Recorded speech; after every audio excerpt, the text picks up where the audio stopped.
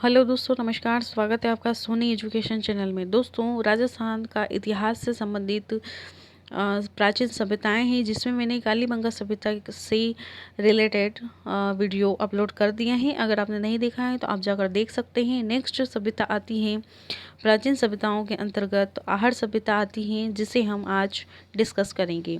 इसका पहला पॉइंट है आहड़ किस नदी के किनारे स्थित है। तो आहड़ उदयपुर में आहड़ नदी के किनारे स्थित हैं। आहड़ सभ्यता का समय कितना है। तो 2000 ईसा पूर्व से 1200 ईसा पूर्व। ये फैक्ट हैं, लेकिन अलग अलग जो शोधकर्ता थे उन्होंने अलग अलग तरीके से बताया है। नेक्स्ट है आहड़ सभ्यता को अन्य किस नाम से जाना जाता है। तो आगटपुर, ताम्रवती, धूलकोट, बनास संस्कृति से, है ना। आगटपुर, ताम्रवती, धूलकोट और बनास संस्कृति को आहड़ सभ्यता का ही अन्य नाम दिया गया है। किसी भी तरीके से प्रश्न पूछ ले और अगर इन चारों पांचों में से जो भी नाम आ जाए तो आपको अगर आहड़ सभ्यता से संबंधित क्वेश्चन याद होगा तो आप कर पाओगे। लेकिन अगर कन्फ्यूज़न में आहड़ सभ्यता ही पढ़ा या दो तीन इन चीज़ों के नाम याद हैं आहड़ सभ्यता से संबंधित, और अगर आपको धूलकोट याद नहीं है और धूलकोट ही आ जाता है तो आपको बाद में अफसोस ना हो, इसलिए सारे ही नाम आप याद कर लेना। नेक्स्ट है इस स्थल की खोज किसने की थी। 1953 में अक्षय कीर्ति व्यास ने की थी। इस स्थल का उत्खनन कार्य रत्नचंद्र अग्रवाल ने 1956 में किया था। नेक्स्ट पॉइंट आता है इसका, आहड़ सभ्यता के मूल उत्खननकर्ता HD सांखलिया थे।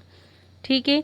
और नेक्स्ट आता है कि आहड़ सभ्यता को कौन सी सभ्यता कहते हैं, किस सभ्यता के नाम से यह जानी जाती है। तो ताम्र पाषाण कालीन सभ्यता के नाम से यह जानी जाती है। क्यों? क्योंकि यहाँ तांबे और पाषाण के उपकरण भी प्राप्त हुए हैं। नेक्स्ट आ जाता है इसका काल, यानी कि किस किसने कब तक का काल क्या बताया है। तो डॉक्टर गोपीनाथ शर्मा ने आहड़ सभ्यता का काल 1900 ईस्वी से ईसा पूर्व से 1200 ईसा पूर्व माना है।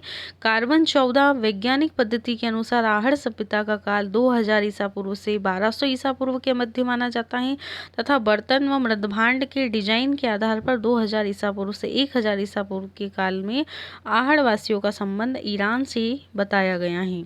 आहड़ सभ्यता के स्तर बताए गए हैं। तो आहड़ सभ्यता के स्तर 8 प्राप्त हुए हैं, जिसमें से पुरातात्विक सामग्री के आधार पर 3 चरणों में इसे बांटा गया है। ये 3 चरण कौन कौन से हैं। स्फटिक पत्थरों के प्रयोग व औजारों व उपकरण के आधार पर, ताम्र, कांस्य व लोहे के उपकरण के आधार पर, मृदभांड से संबंधित सामग्री, मिट्टी व काले मुलायम पत्थर से निर्मित भवनों के आधार पर। अगला आ जाते हैं हम, आहड़ सभ्यता से प्राप्त क्या क्या वस्तुएं थी। तो आहड़ संस्कृति पूर्णतः ग्रामीण संस्कृति थी और कालीबंगा संस्कृति थी वह पूर्णतः नगरीय थी। यहाँ के निवासी भवन निर्माण के दौरान नींव में पत्थर डालकर भवनों का, यानी कि भवन जब यहाँ बनाए जाते थे तो भवनों में नींव जब खुदाई होती थी तो वहाँ पत्थर डालकर भवनों का निर्माण होता था। कहाँ पर? आहड़ संस्कृति में। नेक्स्ट पॉइंट है आहड़ संस्कृति में भवन के अवशेष जो प्राप्त हुए हैं उसमें 45 फुट लंबे भवन के अवशेष प्राप्त हुए हैं। मकानों में औसतन हर मकान में 2 से 3 चूल्हे भी मिले हैं। एक मकान में 6 चूल्हे मिले हैं, जिनमें एक मानव हथेली की छाप है। और 6 चूल्हे या 3 या 4 चूल्हे मकानों में मिलना यह दर्शाता है कि ये संयुक्त परिवार से संबंधित हैं या संयुक्त परिवार यहाँ पर रहते थे। अगला है आहड़ के भवनों की रसोई में सिलबट्टे प्राप्त हुए हैं। सिलबट्टों में एक भवन में 4 गुणित 3 फुट का सिलबट्टा प्राप्त हुआ है। सिलबट्टा जिसमें चटनी या मसाला तैयार किया जाता था। आहड़ सभ्यता लाल व काले मृदभांड का सर्व संस्कृति का महत्वपूर्ण केंद्र है, यानी कि किस सभ्यता से लाल व काले मृदभांड प्राप्त हुए हैं। तो आहड़ सभ्यता से प्राप्त हुए, वेरी इंपॉर्टेंट है।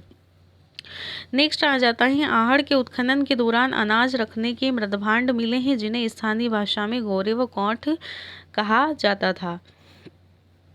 नेक्स्ट है टेराकोटा मृण मूर्ति, कोई भी कलाकृति यानी कि जो मिट्टी से निर्मित हो तथा अग्नि में पका कर बनाई गई हो उसे मृण मूर्ति या टेराकोटा के नाम से जाना जाता है। आगे ही आहड़ के उत्खनन में 4 मानव मृण मूर्तियां प्राप्त हुई, यानी कि जो मिट्टी की और अग्नि में पकाई गई हो। इस प्रकार की टेराकोटा मूर्तियां या मृण मूर्तियां जो 4 मानव की प्राप्त हुई हैं। नेक्स्ट है आहड़ सभ्यता से नारी की खंडित मृण मूर्ति प्राप्त हुई है, जो कमर के नीचे लहंगा धारण किए हुए हैं। आहड़ की मृण मूर्तियों में हाथी, घोड़े और बैलगाड़ी की पहियों की मृण मूर्तियां भी प्राप्त हुई हैं। आहड़ से मिली बेल की जो मूर्ति है उसे बनासियन बुल्स टेराकोटा की संज्ञा दी गई है। ये आ सकता है एग्जाम में। नेक्स्ट देखते हैं, इन मृण मूर्तियों में कार्नेलियन क्रिस्टल, फेनियास, जैस्पर, सेल खड़ी तथा लेपिस लाजुली जैसे कीमती उपकरणों का प्रयोग किया गया है। फिर आ जाते हैं हम कि आहड़ की खुदाई से 6 तांबे की मुद्राएं, 3 मोहरें मिली हैं। कितनी मुद्राएं प्राप्त हुई है तांबे की? तो 6। मोहरें कितनी मिली है? 3।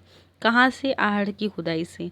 एक मुद्रा पर त्रिशूल खुदा है जिसकी दूसरी तरफ यूनानी शासक अपोलो के हाथ में तीर व तरकश है।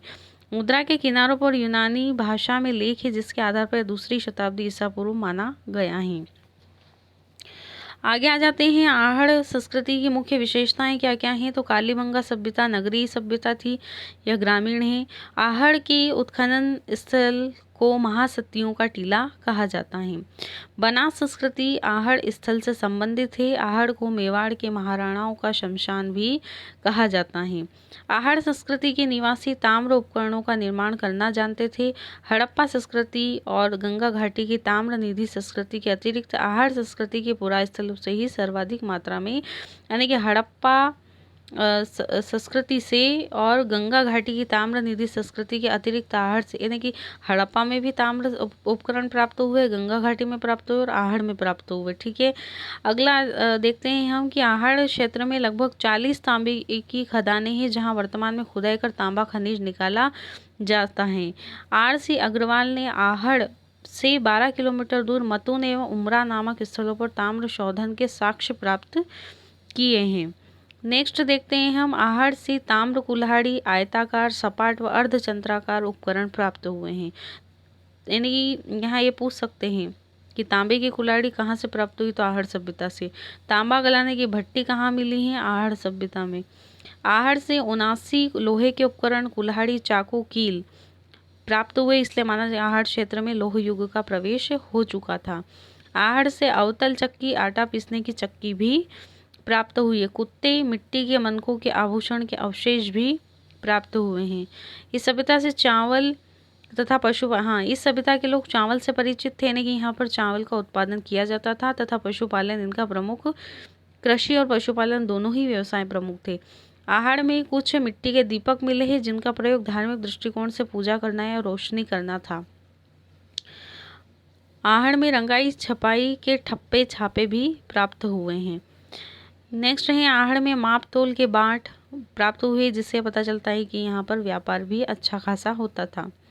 आहड़ सभ्यता के लोग मृतकों के साथ आभूषण भी दफना दिए, यानी कि मृतक मर जाते थे तो उन्हें दफनाया जाता था, तो उन्हीं के साथ उनके भी जो मरे हुए थे उनके आभूषण भी दफना दिए जाते थे। किस सभ्यता में? आहड़ सभ्यता में। इस सभ्यता के लोग तांबे के उपकरण बनाते थे। 4 से 6 चूल्हे के प्रमाण मिले हैं जिससे यह पता चलता है कि यह संयुक्त परिवार प्रथा प्रचलित थी। यहाँ से अनाज के रूप में गेहूं, चावल और ज्वार के प्रमाण मिले हैं। मिट्टी के पके हुए कोठे प्राप्त हुए यहाँ जहाँ पर अनाज का संग्रह किया जाता था। आहड़ से प्राप्त जो मृदभांड है, जिसे हम अभी ऊपर भी देखा था कि लाल और काले मृदभांड प्राप्त हुए हैं, तो यह प्राप्त जो बर्तन थे वह लाल रंग या काला रंग होने के कारण इसे लाल या काले मृदभांड की संज्ञा दी गई है। यहाँ से बेल की मिट्टी की मूर्ति भी मिले हैं जिसे बनासियन बुल भी कहते हैं। 1-2 पॉइंट रिपीट हो गए हैं टाइपिंग में। आहड़ से यूनानी मुद्राएं भी मिली है जो प्रथम से 3री ईसा पूर्व की मानी जाती हैं।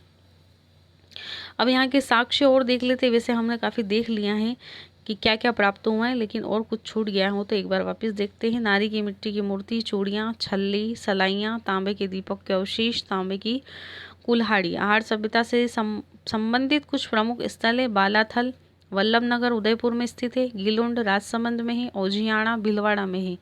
ये प्राचीन सभ्यताओं के स्थल है जो आहड़ सभ्यता से संबंधित हैं। ये आपका आज का टॉपिक जो था वो पूरा कंप्लीट हो चुका है। दोस्तों, वीडियो अच्छी लगी हो तो लाइक शेयर कमेंट कीजिए।